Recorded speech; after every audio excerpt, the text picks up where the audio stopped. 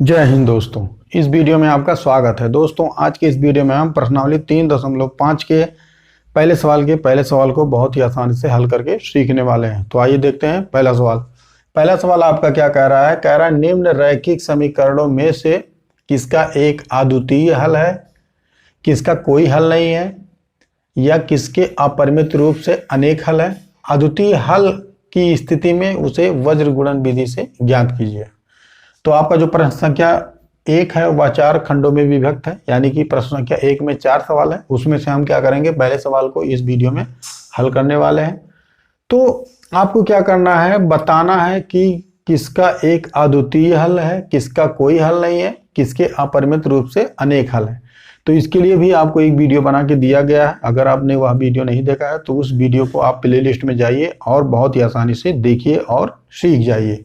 ठीक है, तो सबसे पहले हमको क्या मिल रहा है, 2 समीकरण मिल रहा है। ठीक है, एक समीकरण ए मिल रहा है, एक समीकरण ए मिल रहा है। ठीक है, तो समीकरण 1 की तुलना हम सबसे पहले करते हैं। लिख लो, समीकरण 1 की तुलना किससे करने पर, a1x plus b1y plus c1 बराबर 0 से करने पर। ठीक है, से करने पर। ठीक है, तो आपको क्या मिल जाएगा, यहां पर लिख लेंगे x माइनस 3y माइनस 3 बराबर 0। ठीक है, तो यहां पर अगर देखेंगे ध्यान से तो x का गुणांक a1 है और यहाँ x का गुणांक 1 है। ठीक है, तो a1 बराबर कितना हो जाएगा, 1 हो जाएगा। a1 बराबर 1। ठीक है, और b1 बराबर क्या हो जाएगा, यहाँ पर देखिए y का गुणांक b1 है।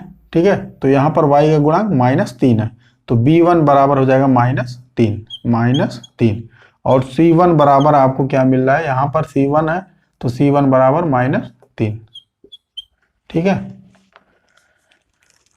a1 बराबर 1 और b1 बराबर -3 और c1 बराबर -3। ठीक है, ये तो है आपका समीकरण 1 की तुलना आपने किया है, किससे, इससे किया है। ठीक है, a1x plus b1y plus c1 बराबर 0 से। अब समीकरण 2 की तुलना, समीकरण 2 की तुलना किससे करने पर, a2x plus b2y plus c2 बराबर 0 से करने पर।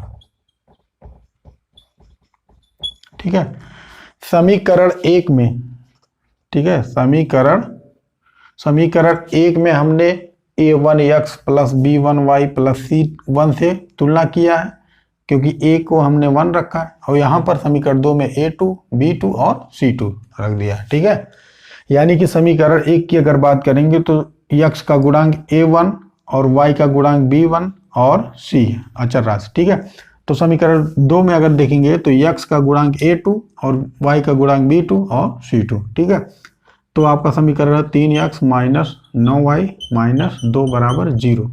ठीक है, तो यहाँ पर x का गुणांक a2, यहाँ पर x का गुणांक 3, तो a2 बराबर कितना, 3, और y का गुणांक b2 और y का गुणांक -9, तो b2 बराबर आपका हो जाएगा -9 और c2 बराबर आपका दिख ही रहा है -2। ठीक है, अब हम क्या करते हैं, इसी की तुलना करते हैं।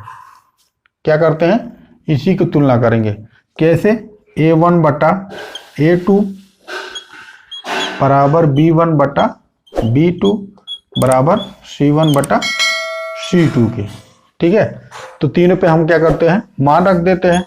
ये भी इसी में आपका निकल के आ जाएगा। क्या निकल के आएगा, किसका एक अद्वितीय हल होगा, जब ये तीनों के मान आपस में बराबर नहीं होंगे।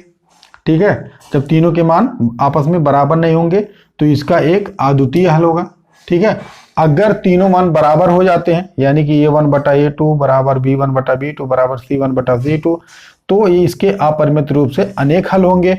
अगर a1 बटा a2 बराबर b1 बटा b2 बराबर नहीं होगा c1 बटा c2 के, तब इसका एक क्या होगा, तब इसके कोई हल नहीं होंगे। ठीक है, तो इस समीकरण में हम रख देते हैं इस पे मान, a1 का मान 1 है तो 1 बटा a2 का मान 3 है बराबर, ठीक है, B1 का मान -3 बटा और B2 का मान -9, ठीक है, बराबर C1 का बटा -3 बटा -2, ठीक है। अब देखिए यहां पर आपको 3 स्थितियां निकल के आपके सामने आती हैं। पहला तो A1 बटा मतलब 1/3 बराबर माइनस से माइनस कैंसिल, 3 से 3 काटेंगे, 3 एक 3, 3 3 9, 1/3 बराबर माइनस से माइनस कैंसिल कितना 3/2, यह बराबर नहीं है, ठीक है। यानी कि ये दोनों आपस में बराबर हैं, 1/3 बराबर 1/3 बराबर नहीं 3/2 के। तो आपको पता है क्या पता है, A1/A2 बराबर B1/B2 बराबर नहीं होता है C1/C2 के। तो इसके इस रैखिक समीकरण युग्म के कोई हल नहीं, ठीक है, वह आपका यही आया हुआ है। तो हम कह सकते हैं 1/3 बराबर 1/3, A1/A2 बराबर B1/B2, तो 1/3 बराबर 1/3 बराबर नहीं है 3/2 के, बराबर नहीं है C1/C2 के। तो हम कह सकते हैं यह क्या है, इसका कोई हल नहीं है, ठीक है।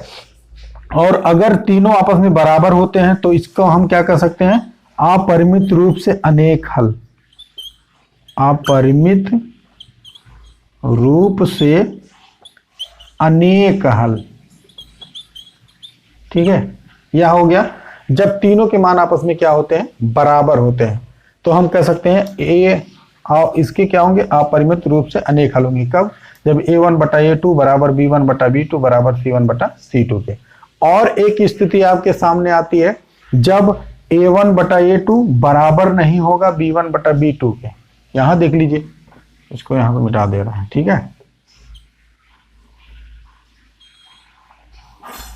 जब A1/A2 बराबर नहीं होगा B1/B2 के, ठीक है, तब इसके क्या होंगे, अद्वितीय हल होंगे,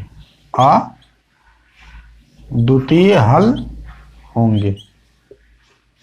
जब इसके अद्वितीय हल होंगे तो उसी को कहता है, सवाल को ध्यान से पढ़ेंगे तो कह रहा है अपरिमित रूप से अनेक हल, अद्वितीय हल की स्थिति में। जब इस स्थिति में कोई सवाल आपको मिलेगा तब हम क्या करेंगे, उसे वज्र गुणन विधि से हल करेंगे, ठीक है।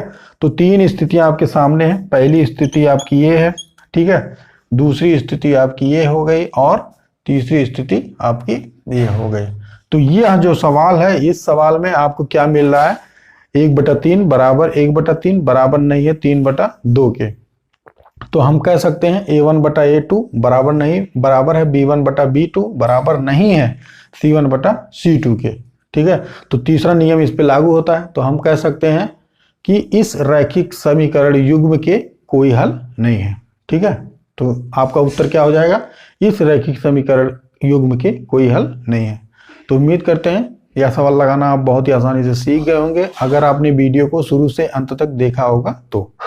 और आपको वीडियो भी काफ़ी ज़्यादा पसंद आई होगी।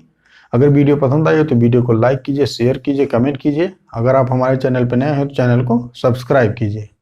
मिलते हैं अगली वीडियो में एक नई ऊर्जा के साथ। तब तक के लिए हंसते रहिए, मुस्कुराते रहिए और मेहनत से पढ़ते रहिए।